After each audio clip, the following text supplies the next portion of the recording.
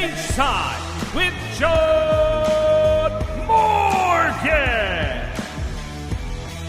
And welcome everybody to another episode of Cageside with John Morgan. I'm your host, Eric McMahon, fresh off for me and John at least, a very busy weekend in the sport of mixed martial arts. Wild night at Noche UFC, Grasso versus Shevchenko 2. As always, a banging night of fights for Cage Fury Fighting Championships. And we're going to go ahead and look forward to some great cards coming up. Without further ado, hope he got some rest. Not sure. Let's bring in the man. You saw him in his blue shirt at UFC Noche, but you should have caught him on the broadcast of CFFC the night before in North Dakota. His name is John Morgan. What's up, pal? Man, I'm good. You know, these are the weekends I live for, right? You know what I mean? To get a chance to be on the mic, calling fights, which I love, in North Dakota one night, and then to be back home in Las Vegas, cage side, watching the highest level of mixed martial arts actions, UFC title fights. I mean, absolutely blessed to have weekends like this, but the body pays the toll afterwards, man. I'm a little bit tired. I'm still, catching up on sleep a little bit, but man, I wouldn't give it up for anything. Just so fortunate to have a fun weekend like we did. Now, a little bit later in the show, we'll get into what our travel actually looked like to go to North Dakota and get home from it. But let's start Noche UFC, Grasso versus Shevchenko 2. Grasso retains her flyweight title by way of split draw versus the Bullet, Valentina Shevchenko. All right. We can break down the fight 1 through 5. We can do all this, that, and the other. We're great at doing that. But nobody wants to hear that. Let's just get to the controversy. Round 5. How did you score it? Now we know how Mike Bell scored it, 10-8. How did John Morgan score it? I had it 10-9. I had it 10-9. I could not go all the way to a 10-8 in there. And oh, by the way, let me just say, as the fight is unfolding, man, as that 5th round's unfolding, I think, I have it 10-9 Shevchenko early on. I mean, she's actually the one winning the round early on, putting out the jab. But then there's that late scramble. Grasso gets to the back. I mean, what a miraculous, late transition from there. That so is some slick. High level stuff. She was stuck in a standing arm triangle, shucks it, and gets the back with a hook in one motion. I think that's what's unfortunate about the controversy is people probably aren't giving her enough praise for how good we think of Alexa Grasso as this slick boxer, right? She's always got the nice jab, the 1-2. She's got the great footwork. Her jiu-jitsu has elevated to another level, and that was beautiful. So that was there, and I'll be honest with you, that final sequence was right in front of me, man. It was happening, unfolding just feet from my position. So I was watching it. I could see the effort. It was a very good submission attempt. I mean, Valentina Shevchenko face crank the way she finished the first fight. Amazing. It was like we were watching it play out all over again. So very, very close. But to me, I did not go 10-8. I actually went 10-9 Alexa Grasso, and I'll just say it. I had the fight scored for Alexa Grasso, 3-2. Very, very close fight. We'll talk about the controversy in round 5, but I think the scoring comes down beyond that controversy to round 4, which I think was a really close round. So just a great, great fight. An unfortunate ending with the split draw, but obviously everybody's focused on that 10-8 Mike Bell scorecard. I had it 10-9. How about you? Okay, this is where I have to kind of separate, because listen, this is why I hate subjectivity in sports. I'm a referee. I do not deal in subjective stuff. You can't as a referee. So the judge, the part of a judge is very, very hard because a lot of it is subjective. Your angle, kind of where your background comes from. Are you a striker? Are you a grappler? What do you think inflicts more damage, more dominance, more pressure? It's so subjective that it's very hard. And everybody says judging controversies this and judging controversies. Yeah. There's controversies all over the place, right? But you also got to take into account the subjectiveness, right? What we as fans, and I'm going to put me and you as fans, even though we're deeply embedded in this sport, 100%. as we as fans, we are looking at it from an entertainment standpoint through one prism, while a referee in the cage, a judge cage side, is looking at it from a completely different prism. It's just reality. Okay. So with that being said, I scored it at 10-9. I'm going to go out on a limb here though. Mike Bell, technically, in my opinion, is not wrong. Okay.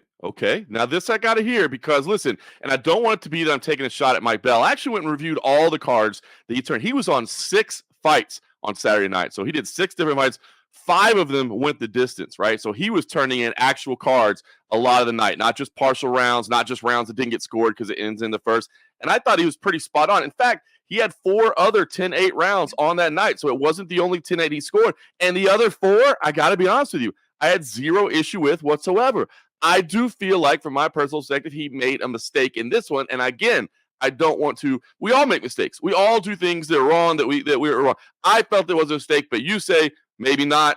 It was justified. Listen, I think from a traditional standpoint, now we have to understand where MMA was 5 years ago, where it was 10 years ago, to where it is today. Right? Criteria is constantly changing. You know it. You went to the conference this year. They talk about this stuff, right? And you have refs that write the rules and regs like Kevin McDonald who come in and say, like commentators, like you guys are doing just disservice because you're looking at it from a fan perspective and you're kind of giving them the wrong information sometimes about what's illegal, why a point was taken, why a point wasn't taken. The same things apply to judges, right? Now, I said from a traditional standpoint, I am always going to err on the side of caution because I do judge still, because on these regional scenes are like, hey, when you're not judging, when you're not reffing, Got to do both. Got to fill in. So from that standpoint, I'm always going to err on the side of caution and give a 10-9. But I'm going to read what the criteria is for a 10-8. Now, everybody buckle up because you may agree with it and you may not agree with it, but this is how it is written. A 10-8 round in MMA is where one fighter wins the round by a large margin. A 10-8 round in MMA is not the most common score a judge will render, but it is absolutely essential to the evolution of the sport and the fairness to the fighters that judges understand and effectively utilize the score 10-8. A score of 10-8 does not require, actually, I just lost my. Okay. A 10-8 does not require a fighter to dominate their opponent for 5 minutes of a round. The score 10-8 is utilized by the judge when the judge sees the verifiable action on the part of either fighter. Judges shall always give a 10-8 when the judge has established that one fighter has dominated the action of the round, had duration of the domination, and also impacted their opponent with either effective strikes or effective grappling maneuvers that have diminished the abilities of the opponent. Judges must consider giving the score of 10-8 when a fighter shows dominance in the round, even though no impactful scoring against the opponent was achieved. MMA is an offensive-based sport. No score is given for defensive maneuvers. Using smart, tactical, sound defensive maneuvers allows the fighters to stay in the fight and to be competitive. Dominance of a round can be seen in striking when the losing fighter continually attempts to defend with no counter or reaction taken when the opening presents itself. Dominance in the grappling phase can be seen by fighters taking dominant positions in the fight and utilizing their position to attempt fight-ending submission or attacks. If a fighter has little to no offensive output during 5-minute rounds, it should be normal for judges to consider awarding fighters 10-8 instead of 10-9. Judges must consider giving the score 10-8 when a fighter impacts their opponent significantly in a round, even though do not dominate the active. Effectiveness in striking or grappling leads to diminishing a fighter's energy, confidence, ability, and spirit. All of these come in direct result of negative impact. When a fighter is hurt with strikes, showing a lack of control or ability, these can be defining moments in a fight. If a judge sees that a fighter has been significantly damaged in the round, the judge consider to score a 10-8. Now, that was a long nutshell, right? So a lot was in there. But can I break this down a little bit?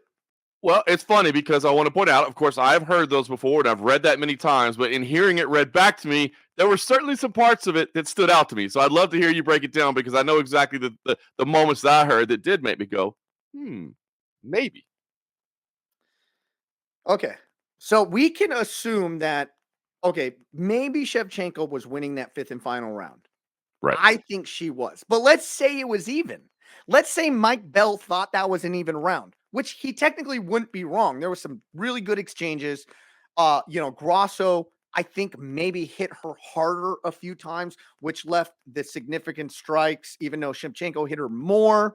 The dominance and the impact made it even, right? So if you're looking at it from a striking perspective, if Shevchenko hit her 5 times and Grasso only hit her 3, but if Grasso's strikes were harder, they neutralize that 2-strike difference. Are we on the same page here? Agreed, because I thought she was winning early on, but it was some jabs. It wasn't anything super powerful. Okay. This is the tell for me. Now, I'm saying I erred on the side of caution, so I still would have given it a 10-9. A score of 10-8 does not require a fighter to dominate their opponents for 5 minutes of a round. It does not require a fighter to dominate their opponents for 5 minutes of a round. The score 10-8 is utilized by the judge when the judge sees verifiable action on the part of either fighter. Judges shall always give a score of 10-8 when the judge has established that one fighter dominated the action of the round, had established the fighter had dominated the action in the round and had the duration. She did. She dominated that spot. She did. And I'm going to paraphrase now because I don't want to read it all again, but led to a significant ability to finish the fight. And you mentioned in there in the reading of it as well, the term fight-ending submission, and that's what it nearly was. That's what it nearly, as you said, it's a significant impact of the grappling and almost ended the fight in that position. I remember watching it, hanging on, going, "Oh my goodness, we said it. Is this a repeat of what we saw before? Oh my goodness, she's almost trapped. This could be over right here." So if I'm on the edge of my seat thinking, "Oh my gosh, this could be over," then at that point, I think you're right. You do have to at least consider the possibility of a 10-8. Now, I think if a lot of judges,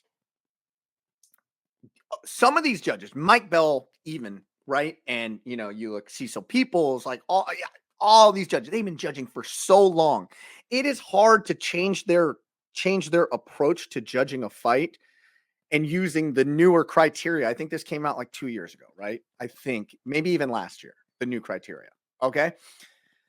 Where traditionally a 10-8 needed to be like, it was a freaking just beat down from bell to bell. And Right. How a person survived is beyond our comprehension. That was the only way somebody got a 10-8 round 5 years ago, 3 years ago, a year ago, 2 years ago. Okay. The new criteria. So a lot of judges are apprehensive or unwilling to go out on that limb and use that saying because, can't teach an old dog new tricks. If you listen to John McCarthy, and I agree with him on this point to a degree, he says 10-8 needs to be utilized a lot more. And I even heard somebody else come out and say, is it a time to use a fractions of point?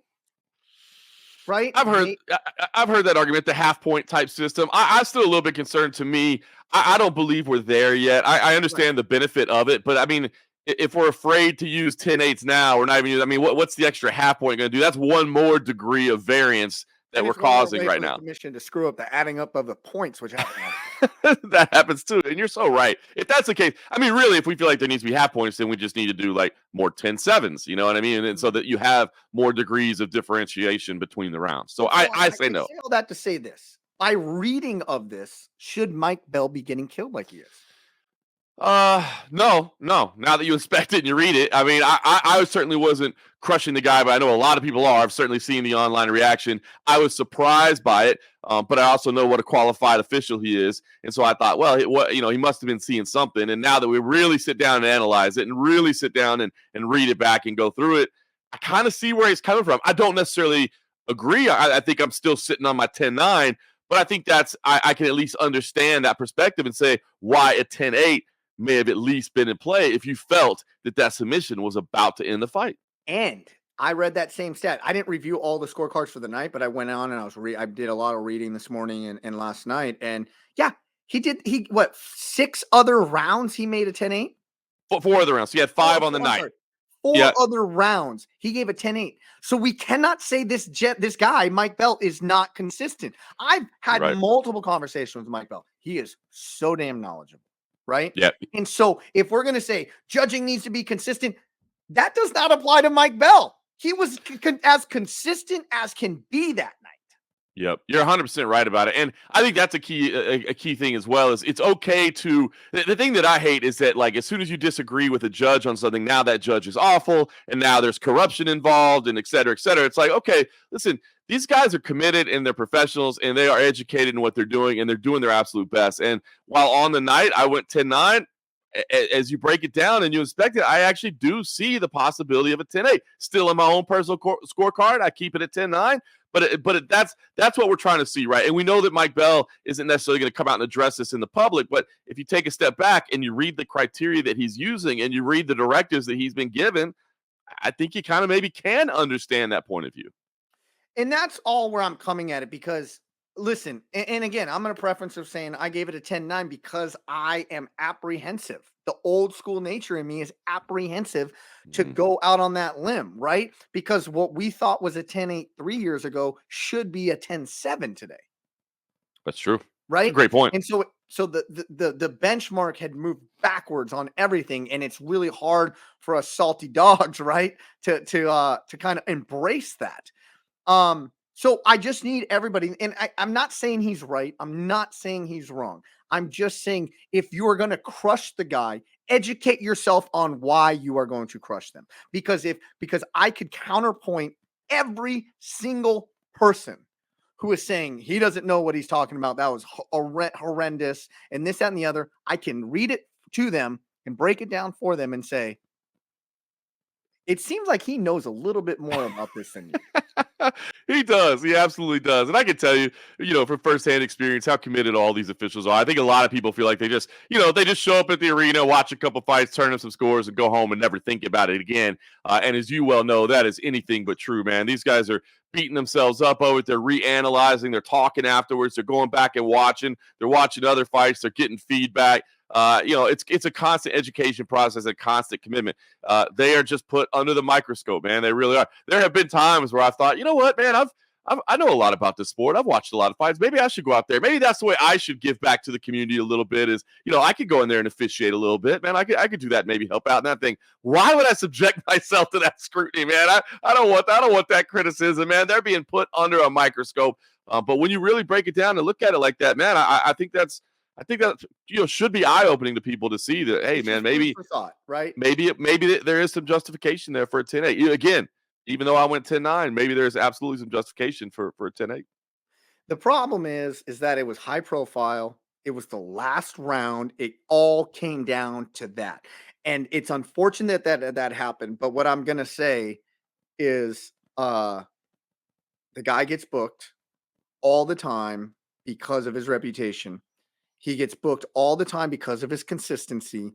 We saw his consistency that night. Agree with it or not, right?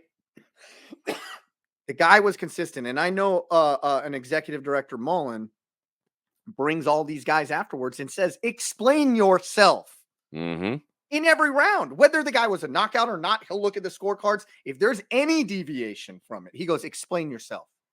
To put them on the spot, can they accurately? I've been in that meeting. I've been in the meeting where executive director Mullen, when he was in Tennessee, did it with me as a ref. Explain yourself. And he wants to know, can you justifiably? And that's why I'm not subjective when it comes to refereeing. And it's because of an executive director, Jeff Mullen, did that to me on my come up.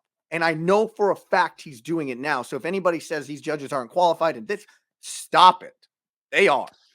They absolutely are. And, listen, I hear a lot of calls, and I've been one that calls for it as well, is some transparency, where at least we could hear that. But I also understand how difficult it would be to be like, hey, not only does every judge need to be qualified and educated in what they do, but they also need to be comfortable getting on a microphone in front of a bunch of reporters and cameras and explaining themselves. And I know that's just not realistic to think that everybody that's a referee or a judge is going to be capable of being comfortable in those positions. I mean, just look at the differences among fighters, right? Like some of them are great with media, some of them aren't great with media, and that's just a reality. Certain people are more comfortable in those situations than others.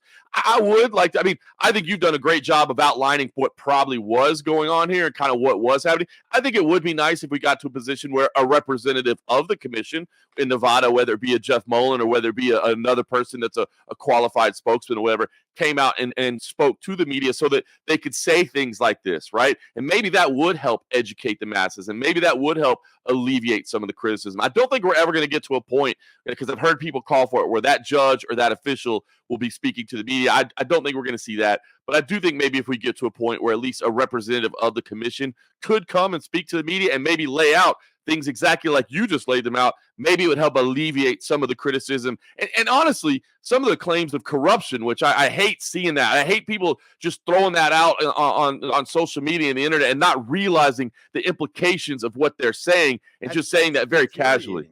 It's infuriating. You're insulting people's reputations who aren't making a whole lot of money doing this, right? They do it because they're passionate about it. They do it because they love the sport. Do they get a little bit of compensation for their time? They do, but nobody's getting rich off being a mixed martial arts official. That's for sure. So to criticize their character and to make those sort of claims, I hate to see it. So maybe at least a little bit of a step up in transparency might help alleviate some of that. True. I mean, I guess we got half measures. Everybody called to release scorecards before. We're getting that. We're almost getting them in real time now. And Right. based off of that, we're putting our best judges forward. And sometimes it's good enough. Sometimes it's not. It's just the way it is. But I can tell you with 100-degree certainty, these guys know the criteria. They know how to judge it.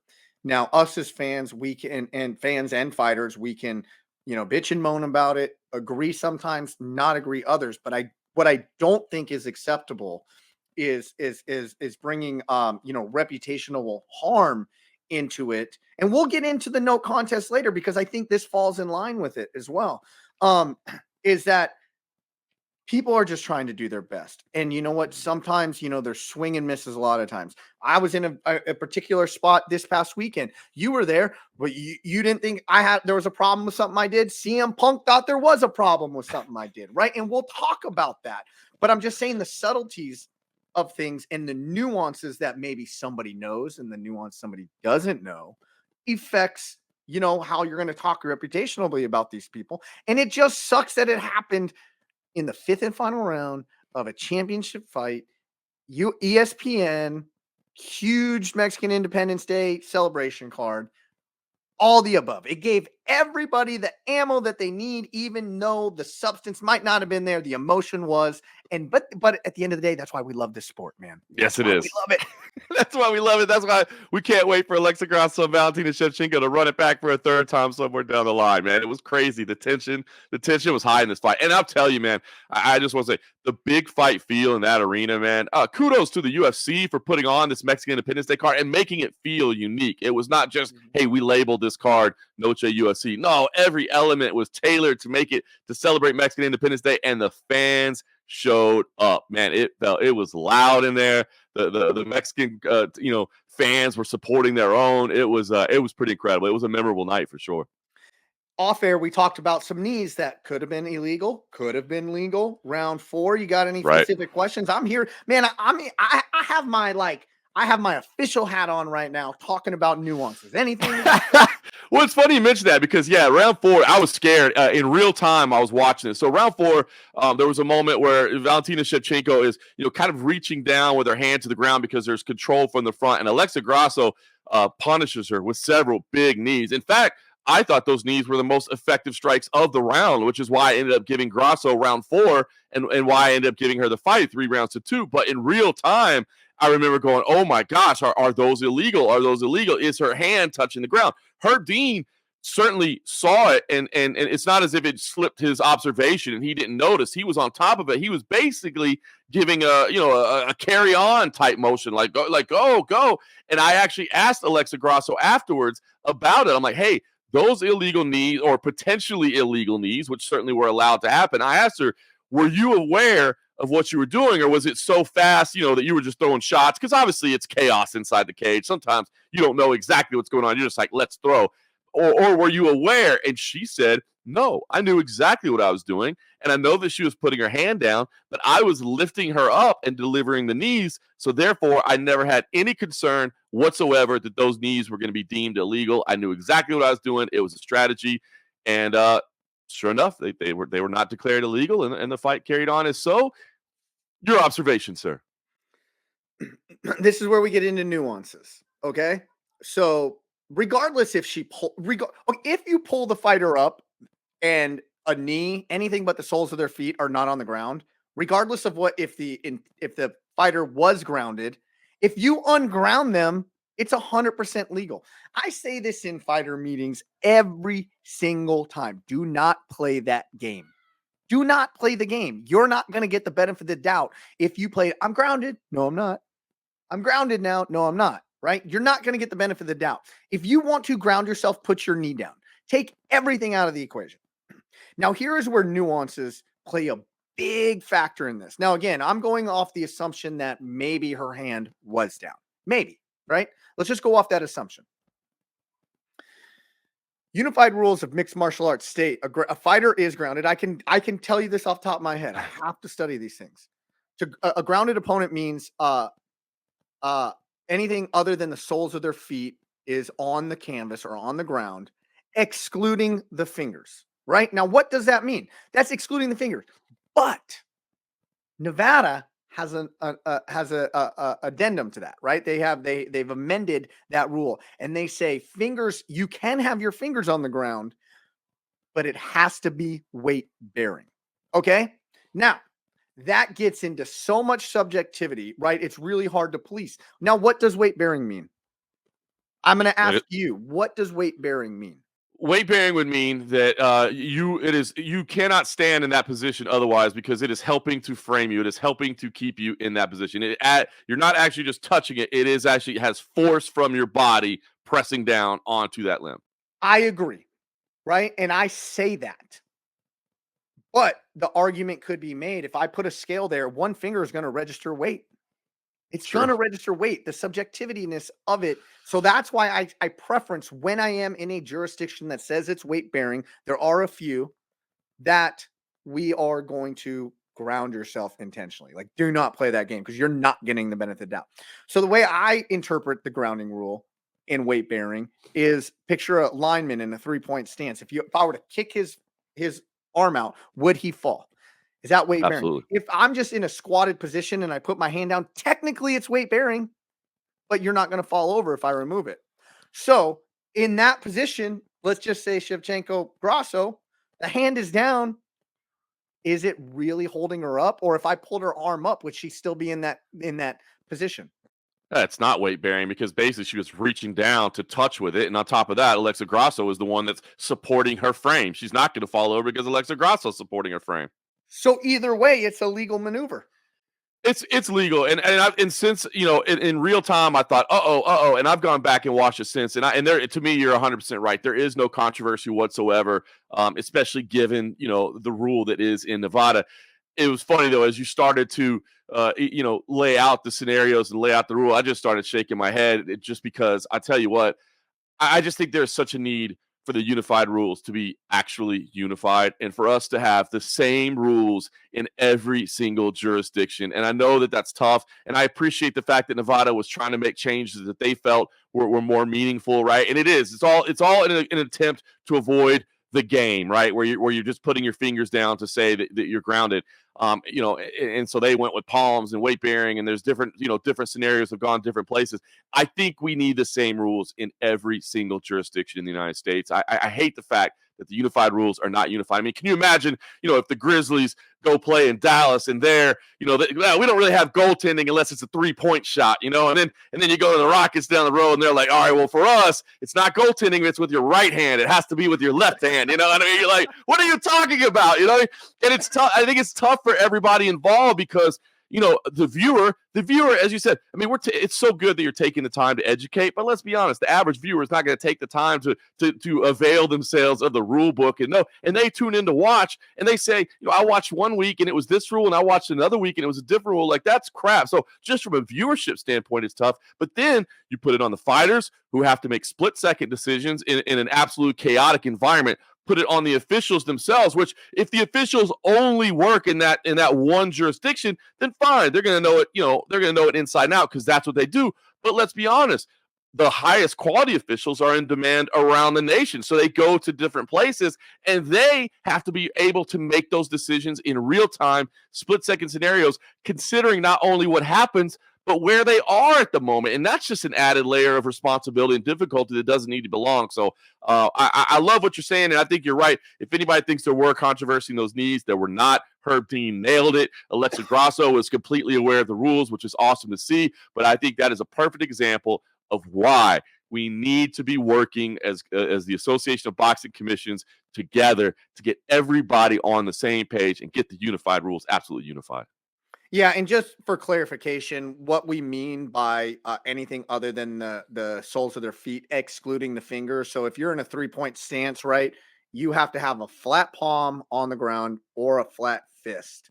Those are the two scenarios, unless a knee is down or an Right. elbow or something, right? So if you see somebody tripoding with fingers in most other jurisdictions outside of Nevada, you have to have a flat palm, completely flat on the canvas, or your fist completely flat against the canvas to consider yourself grounded if that knee is not down. So just clarification. I mean, that's a sticky subject, right? And so luckily, before I go into any jurisdiction, we went into North Dakota. I went over this specifically with the commission because it was not defined. It said the unified rules of mixed martial arts. And I said, okay, and he goes, well, what do you think? And I was like, I think it's either you're grounded or you're not. Right. That's just my opinion. Right. I completely And agree. I've heard Kevin McDonald, ironically, I was shadowing him in Nashville just earlier this summer, and he gave a fighter meeting, and he goes, so flat palm, flat thing, you have to be completely grounded, anything excluding the fingers. And the person's like, oh, I can't be like this. He's like, no, kick him in the head. I mean, not like he didn't say it like that, but he's like, no, you have to be completely grounded. That's only in Nevada. And that's only in, I think, California may have it too, right? Yep. And a couple, right? But the unified rules that governed Tennessee, where that was, the grounded opponent was flat or fist. Is what it is. And it's hard for the fighters to know too. Exactly. And again, remember the chaos of the environment that they're in, to have to make decisions like that and to have to even think about where am I right now? What are the rules here? It should be that they're training the same thing every day. They know exactly what it is. They know exactly, that rim's going to be 10 feet high. You know what I mean? Like, come on, let's make it the same everywhere we go. So it's unfortunate that aspect, but nailed it here. No controversy whatsoever here. No controversy. Let's kind of move on. We'll talk a little bit of controversy here in a second. But Raul Rosas Jr., crowd favorite. Yes. Wins via TKO 54 seconds into round one of an absolute 54-second sprint. Unbelievable. Now, here's the crazy thing to me. It's amazing that Terrence Mitchell actually woke up when he hit the canvas because he was knocked out stiff on the way down. Hits the canvas, wakes up.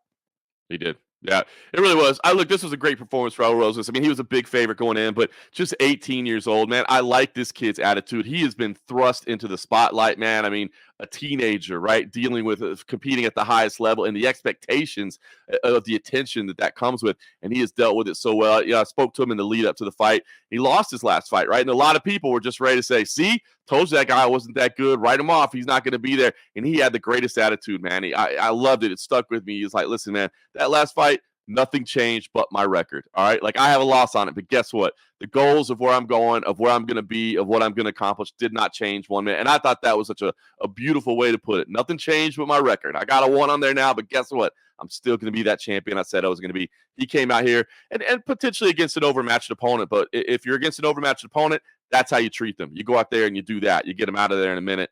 And, the hype train is starting back up. So feel free to jump on board. Now, his last couple fights, we kind of had the same narrative, is that we talked maturity, right? Maturity being a factor with Raul, and that we hope for a longevity of career. We don't want to see him in these wildness exchange, but looks like we still need to wait a little bit on that. Yeah, it's funny. I had the same observation, right? Like, this was great, but you still see like the franticness. Like, it was amazing. It was overwhelming, but like, could he sustain that energy level for 15 minutes? Like, I highly doubt it. You know what I mean? And it was a little bit, even as he went to the ground, like the strikes were a little bit chaotic, a little bit, he was rushing a little bit, maybe not quite in control, that sort of thing. But no, man, this kid, assuming they don't throw him to the wolves immediately, let him continue to mature and round out his game a little bit, man. He certainly does have the capabilities, and it seems like he has the mindset as well. So at 18, man, come on, that's crazy. Fun to watch. Yep, absolutely. All or nothing. I'm here for it. More often all, Last time was nothing, but hey, listen, man, that's part of the maturity process. He probably did learn from that, but he knew that he could probably take this guy out and he was going to make a statement, which I think he did. Fun fight. Let's just move on. Another controversy. All right. Edgar Chairez versus Daniel Lacerda ruled a no contest due to a premature stoppage. There was a standing anaconda choke, right? Lacerda was caught deep in it. You want to walk us through that finish, and then I'll give you my take again. Yeah, because they're up against the cage, and as you said, the standing choke is in, and you see Lacerda, he's trapped in it, and he's not moving a lot because he's kind of, I think he's trying not to wiggle himself into a tighter, sometimes you get a little bit more of an angle on there. He probably felt like he was at least okay, and his hand was out, and Chris Taioni walked in there and grabbed his hands a couple of times because his hand was just kind of standing out around waist level, and the hand stayed there. Now, Lacerda never gave like a thumbs up or like said he's okay, but that's not necessarily, he doesn't have to do that. You know what I mean? He's not required to give a thumbs up. We see it sometimes, but the hand stays there, at least showing there's some consciousness, right?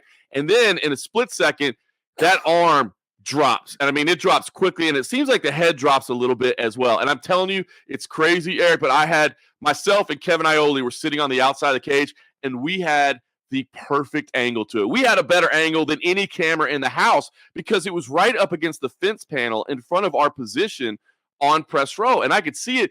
And I think even when that hand dropped, I actually pointed my arm out like to kind of show Kevin, like, look, his hand just dropped. And that's the exact moment that Chris Taioni came in there and called it off as well. Now, as soon as he calls it off, and as soon as Edgar Chairez lets go, I mean the instant Edgar Chairez lets go of that choke, Daniel Lacerda is like, what? What's going on? It's crazy. Oh my gosh, it's a submission. And he's frustrated. He's looking all the way around. And then at that moment, review official comes in and they say, hey, let's take a look at that. They go through the instant replay that they have, which I love the fact that it's being utilized in the state of Nevada. They go, they watch the film, they watch the tape, they watch it back, Ultimately, they decide not enough here to say that he was unconscious. It looks like he was conscious. It looks like Chris Taioni may have made a mistake here. Now, he has to acknowledge the mistake as well, and he says, look, I guess I made a mistake here, my bad. And at that point, there's no way to restart the fight in the exact same position. So at that point, the fight is off. It's declared a no contest. That's what happened. I don't know if you want to give your thoughts first, but I will give mine in terms of saying I kind of felt for Chris Taioni on this one because I had the perfect angle. I had a better angle of it than even he did, even though he's in the cage because he's kind of trapped out and can't see in there. He's underneath. You can see the face. That's right. I'm looking up that. I'm on that side. He's trying to get there. He's looking up. He's trying to get in there. But I saw exactly what he saw, and I have no issue with him going in there and stopping it. So you talk about people getting criticized. He's getting criticized a lot too, and I can't do it, man. I saw exactly what he saw. I understood the exact decision he made, and I don't know if I'll be honest with you, I don't even know if overturning it was the right call or not. I'm not 100% sure. I know if it should have been overturned. I mean, I know that the replay. I mean, how does the replay determine that he's conscious? I mean, I don't know. It's weird to me, but it was done, and maybe these two guys will run it back. But yeah, a no contest. Aljamain Sterling came out with a pretty hot take after that fight, right? And he said, "Hey, I think all refs and judges need to be into a fight. They need to know how to grapple." Dominic Cruz was saying that. I knew he was going to stop it. He doesn't grapple, and blah blah blah blah blah blah blah blah blah. Right? And yes and no. I truly believe that to be an effective ref, that you have to be able to know the positions, know where the fight is, where the potential it's going, where the escape is, and where the actual locking the submission is. That's my personal opinion. With that being said, there's protocols that happen. We all learn it, especially at a high level. You go to these ABC conferences and these classes. There's a protocol that happens. Now, one, you don't ever want to inject yourself into a fight. I'll get into that here in a little bit, right? But the protocol usually goes, if there's a submission, you don't know what's really happening because there's so many times you can't see the face, you can't see the eyes, i.e. Chris Taioni in that situation couldn't see the face, couldn't see the eyes. But the choke is tight and they're not moving a lot. They could be defending or their arms could be trapped. So he was in the worst position. You hate to be in that as a referee. The protocol is as follows. You verbalize it. Fighter, are you with us still? Are you okay? Show me something.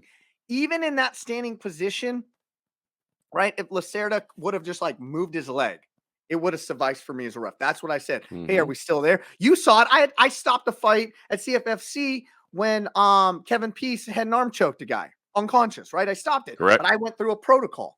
I truly believe Chris Tione went through the proper protocol. It was hard for me. I sympathize with him because he did make the wrong call. He was not out, but I don't think it was from a lack of his not knowing the situation. The protocol, are you okay? Show me something. And I don't think Lacerda showed him anything because he was concerned whether he didn't hear him or it's loud as hell in there. He didn't hear him. So then guess what he does? And this is what I say. Hey, fighters, I'm going to ask you, show me something. If you don't show me something, then I'm going to grab your arm. If I can grab your arm, if it's not buried, I'm going to grab the arm. I'm going to grab it with a little bit of force. I'm not going to pull it away from defend. But if there is anything, just move it. I just need a little bit. I just need to show that there's a reactionary to it. I watched him do that. And then the arm drops. Yes. I feel for Chris Tione so bad in this situation. I feel that Dominic Cruz completely roasted him, just not knowing the protocol. And I feel bad for him.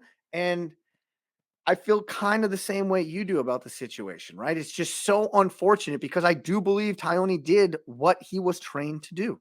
I agree. And listen, you're on the mats a lot more than me, that's for sure. But I think a lot of people have pointed to the fact that, part of defending a choke at times, if you're trapped, is relaxing a little bit, right? So that you don't have that tension. But the way that just dropped down, that arm just dropped, it didn't feel to me as much as a relaxation as it looked as if he literally just went out for the moment. So I don't know. I mean, when you saw his arm drop, did you think, oh, he's just relaxing because he's in that choke? Or did you think No, he's out? I know. I See, watched him do the protocol. So when it arm dropped, I thought he was out.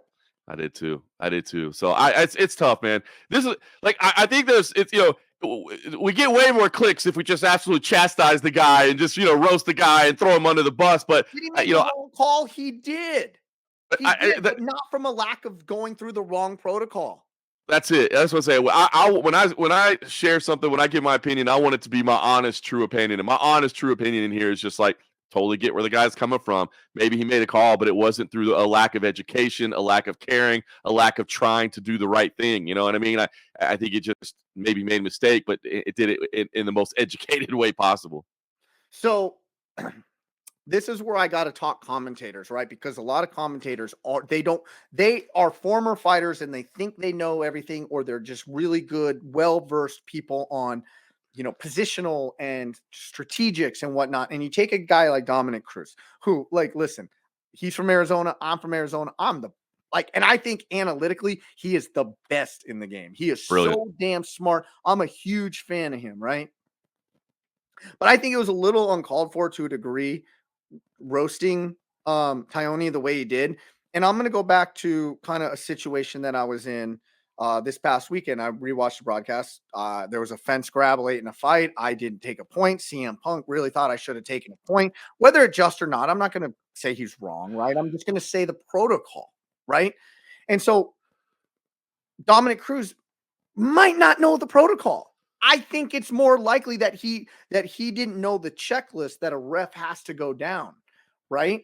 And so if I don't know, and it was like, oh, he doesn't grapple, he shouldn't be doing that. He shouldn't be stopping a fight because he doesn't grapple. He might not grapple. I think you do need to. I don't know his background. I don't know Tyone's background. I know he's a hell of a nice guy, right? Yes, he is. Yes, he is. Man. But I did watch the protocol. I think he did the protocol correctly. Unfortunate. Now, I really think these guys need to be in some of these fighter meetings so they hear this is what is going to happen if ABC happens and we're going D, E, F. Okay. Yeah. I said in a fighter meeting this past weekend, hey, listen, guys, if a foul happens, it's on my discretion how much it impacts the fight on whether I'm going to take a point or not. Right. If I were to just say, hey, listen, and anytime somebody grabs a fence, I'm taking a point. Then a coach is going to take that so literal that fingers went through the point. It's like, he grabbed the fence. That's a point. That's a point. No, it had no impact to the fight. That's why you see egregious, like where a nut shot where the guy is just rolling around in pain. It impacted the fight. That fighter's never going to be the same. That's when you take a point. Or if it's on the third one, you take a point. But If it's a grazing shot, you don't take it didn't impact the fight all that much, right? And Right. so, like, in the fight, the main event of CFFC, he grabbed the fence. He was holding his opponent against the fence, but his opponent wasn't necessarily trying to get off the fence. They were so dog tired. So when I saw it, I separated them for just them to go back to the same position. It's so true. But if the guy was trying to get out and he like literally grabbed the fence and ripped him back, and the only reason he didn't get off the fence was because of the fence grab, then yes, that is a 1 point deduction. But if it didn't impact the fight, as a referee, the last thing you ever want to do is interject yourself into a high stakes fight. Yeah, you're absolutely right. So You're absolutely right. all that I say, all that is saying a lot of times, I know you do. You've gone to the conference. You know the criteria. You know exactly what we are looking for a lot of the times. And that's even what you said. I remember you on the broadcast. You almost disagreed with Punk. You're like, no, this is key. Eric McMahon saw it. He separated him. And he's like, no, Yep. you got to take a point there. But with Dominic Cruz, he might not have known the protocol that Tony had to go through, which he did go through. Yeah, and I think what you say is fair, right? I mean, what's the chief complaint of some fighters sometimes when they talk about commentary? They say, well, look, you don't do this. Like you haven't been in there. You don't know what I'm doing. You don't see what I'm doing. You don't see what I see because, this is me.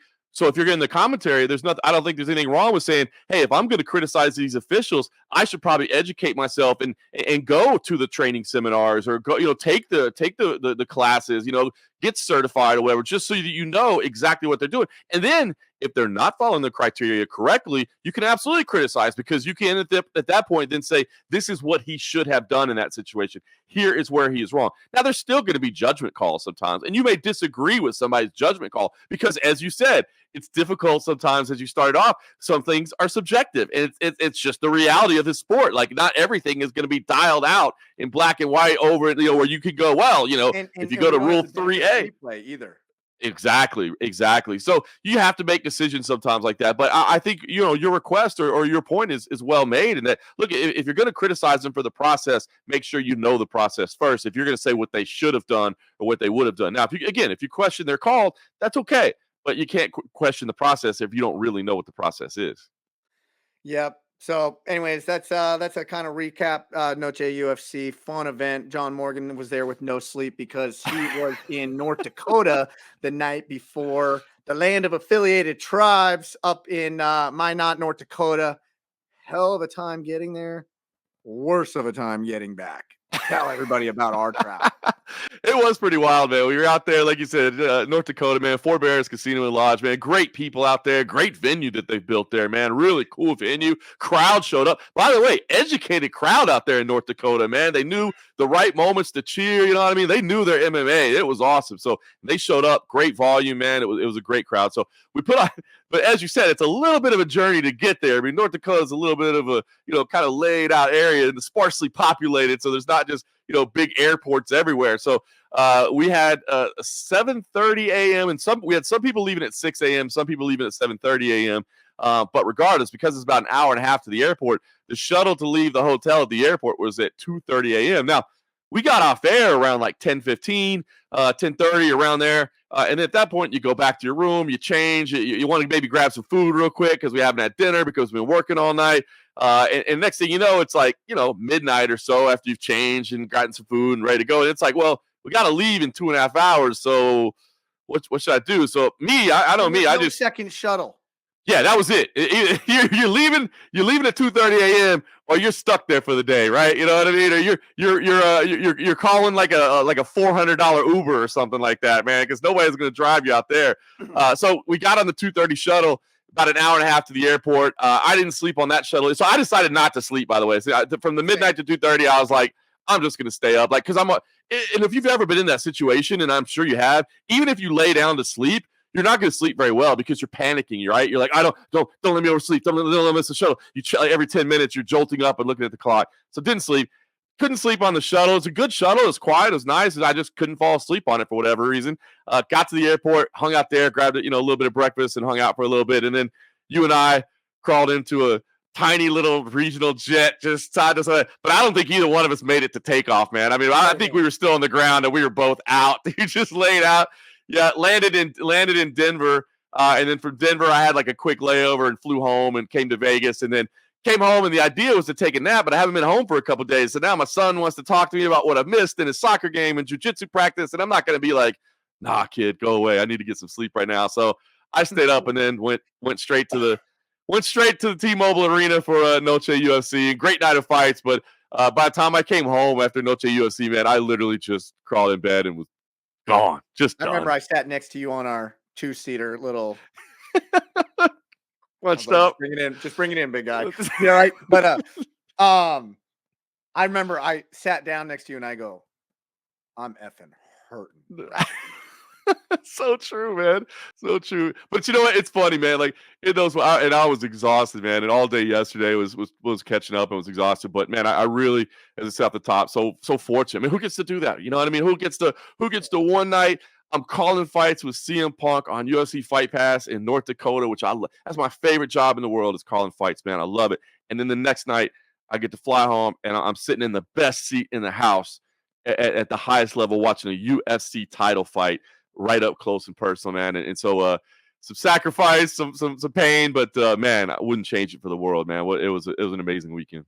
I want to just say this to wrap up our CFFC 125 from North Dakota. If you guys want to see a highlight reel head kick knockout, go look up Trent Miller versus Chado Weist. Tell everybody. Oh, I mean, Mirko Krokop, one of the most famous, high kick machines of all time, would have been absolutely thrilled to land this. 40 seconds, one shot. And Chato, man, fortunately he's okay because he was out for a while. I mean, he literally, that made the highlight too, as a lot of people, but it's crazy because he kind of like bounced off the fence as he landed. I mean, he was out before he ever hit the deck, man. It was one of the biggest highlights of the weekend of any level of mixed martial arts. And it really was a great card. If you got some time, you're looking for something to watch, CFFC 125 on Fight Pass. You had the debut of Emily Martins, who is this teenage submission expert that a lot of people have really high hopes for. She's fighting out of American Top Team. She had a great performance. You mentioned the Kevin Peace arm triangle choke there. That is a stud prospect as well. That looks like somebody you need to put on your radar. Elizabeth Schroeder and Alexa Connors had an incredible fight. They threw down. The crowd was loving that, man. Fight of the night type action there. Maybe some controversy in the decision there. I don't know about that one. That was some judging there. You had the JP St. Louis Nick Neck fight. One judge gave that a 30-27. I was like, I just go, as they were reading it, I was like, what? Yeah, definitely not a 30-27. 29-28 either way, potentially you could look at it, but definitely not 30-27. The co-main event that you talked about. And then how about that main event, man? Two dudes that went out there and threw down and then had amazing respect for each other afterwards. Like that is what I love about the sport. Everybody loves a good grudge match, of course, you know what I mean? But man, when two dudes can go out there and just throw down and then have nothing but respect for each other afterwards, man, that's what it's all about, man. They went and put on a battle. So start to finish, CFFC 125 was a great show. All right, just a minute or two left, but I hope to see you. I know. I'm going to see you in the Apex. I'm going out there to shadow again, UFC Fight Night 228 from the Apex in Las Vegas, Nevada. Rafael Fiziev versus Gamrot in a main event. We talked earlier, I don't know, a couple months ago about fighters that were changed after fighting Justin Gaethje. I'm really anxious to see this fight because Fiziev took some huge shots. I mean, I can go down the list. Ferguson wasn't the same. James Vick wasn't the same. There's a couple other we brought up that just never were the same after fighting a Justin Gaethje that didn't get like lights out right away, but really took a repetitive damage. And I think Fiziev took a lot of damage in that fight. So I'm anxious to see how he shows up because he wore it well that night too, man. That guy did not stop coming forward, and it was almost remarkable to watch. Yeah, this is a great main event. Rafael Fiziev and Mateus Gamrot. First of all, they're both finishers, man. So they're going to go out there and they're going to put on a show, and it's meaningful, right? It's number 6 versus number 7 in the lightweight division. These two are those guys that are just right on. Those top names. Those ones at the very top, the immediate title contenders. These are the ones that are just one notch below. They're trying to prove, hey, we deserve to be in that mix as well. So the winner of this one, they'll get to say, hey, I'm coming for you guys at the very, very top. So that's a big one. And then the co-main event is going to be phenomenal as well. Bryce Mitchell versus Dan Ige. I mean, that's just an absolutely amazing featherweight bout as well. So the top two, I mean, there's going to be some great fights up and down, but the top two are really, really stellar. And then even, I mean, you go one below, Marina Rodriguez versus Michelle Waterson Gomez. That's a great one as well. So, I mean, there's going to be some fun, meaningful fights. I mean, anybody fighting in the UFC is obviously high level, and they're going to put on a great show. But when they affect the rankings as well, and they affect, where people are going to get title shots and what comes next, and, that just adds an extra level to it. I think we got a lot of that at the Apex this weekend. Yeah, I'm looking forward to being out there for it. It's just a whole nother level of just intensity. There's intensity being in the big arenas, right? And the crowd's going crazy. And then it's a whole different type of intensity when it's not, and it's quiet, and you are hearing the thudding impact of every single shot while you hear Bisping going, oh, like all at the same time. I'm telling you, I've never been in an environment like that.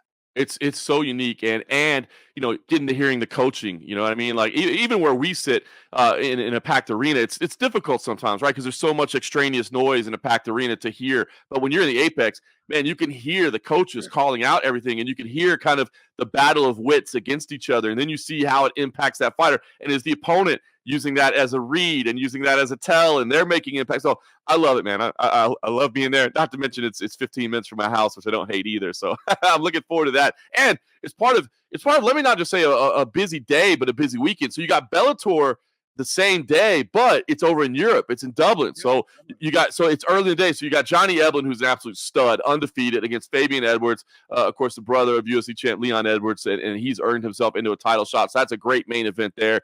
You got Aaron Pico is back versus Pedro Carvalho. That's a great fight there. Mads Burnell, who I think is perennially underrated, man, he's in there against Daniel Weichel. So a great card. But the good thing is it starts early in the day because it's in Europe, so you can watch all of it. You can watch Bellator, and then you can shift over to UFC. So if you want to block out your Saturday, I know college football is going on right now, but if you're an MMA fan, man, you got a lot of action on Saturday. And let me just throw out as well, on Friday morning, it'll actually be, if you're around Friday morning and you can get to the internet, One Championship, they're doing their weekly Muay Thai, but the main event is Rod Tang versus Superlek, which is it's two of the literal best strikers on the planet. And it will air 8:30 a.m. Eastern on Friday morning. So it's Muay Thai and 4-ounce gloves. And these two dudes, they have hundreds of fights each, man. They're high level. So if you're around Friday morning and you're looking for something to watch, man, turn that on. This is not one of those Amazon shows that they do on Friday night. They got a couple of those coming up in the next 2 weeks, actually. But this week, that's something actually worth watching on Friday morning. So if you can get around, watch that. So I'm telling you, man, as busy as last week it was, this week will have a lot less travel for me. I know you still got to get on the road. No travel for me. I'll be at home. But, I mean, just as busy a weekend in terms of stuff to watch, which is, hey, man, that's why we love this sport, right? Every weekend there's something else. There's bad places to go, and then there's Vegas. You're never going to hear me complain about hopping on a direct flight from Memphis, Tennessee to Las Vegas, Nevada to go watch UFC fights. And not only watch, sit under the learning tree of the best in the business. And so, yeah, you don't have to travel. I do, but it's an honor to travel and go do those things. I love it, man. I love seeing where you're going with everything. Obviously, we started working together in Tunica, Mississippi, and seeing your effort there. But now seeing you getting an opportunity to go to these other, regions and to work out there and to come to Las Vegas, the fight capital of the world, and, get tutelage under the absolute best. It's cool, man. Just honestly, man, personally, for me to you, it's cool to see, you taking that journey and getting these opportunities, man. It's fun to watch it. And just everybody stay tuned. There may be some announcements moving forward. And if you guys do ever want to watch any commission meetings, maybe tune in this week to the Nevada State Athletic Commission. But I'm not saying anything other than that. Something to look out for. So anyways, what a fun episode. We talked everything. Controversy, no controversy. Yes, no, who knows? Maybe so, right? And then I got on my soapbox and said, let's just go by the letter of the rule and the letter of the law and procedure. Sorry, that's the analytical nut in me, but I guess that's what makes me love reffing. That's it. You're willing to put yourself out there, because I'm telling you, man, it is not a fun place to be when the criticism comes. I really do hope people realize that, man. The people, whether it be the judges, whether it be the referees, wherever they're doing it, Yes, they're making a little bit of compensation for it, but they're not doing it because it's a job where you can support the bill. You can pay the bills and support yourself and live some lavish lifestyle. You're doing it because you love the sport, man, and you want to be a part of it and you want to give back to it, man. And so, if you are going to criticize, and you should, I mean, that doesn't mean that just because everybody's doing it for a good reason doesn't mean they're necessarily doing it the right way. And I think it's totally okay to criticize and to evaluate and to see where that person can improve. But I just understand what's happening and be careful with the accusations you levy out there when you realize the reason these people are stepping in there and doing it. Yeah, I hope you guys watch, like, if you watch this and you read the transcript. If YouTube a lot of times will throw transcripts on it, and read that 10-8 rule, because it's hard. Like, it's so like, was he right? Was he wrong? I don't know. By the letter of the rule, he wasn't, but traditionally speaking, he was. Yep. Bad position to be in, but consistency was the key. So, hey, listen, I'm not going to fault him. Anyways, fun time. I need to catch up still on some sleep. Looks like you do too. But, man, another weekend ripping and roaring, and look forward to another episode next week. Check out all the fights coming on this weekend. Mr. Morgan laid it out perfect. For John Morgan, I'm Eric McMahon. Enjoy the fights.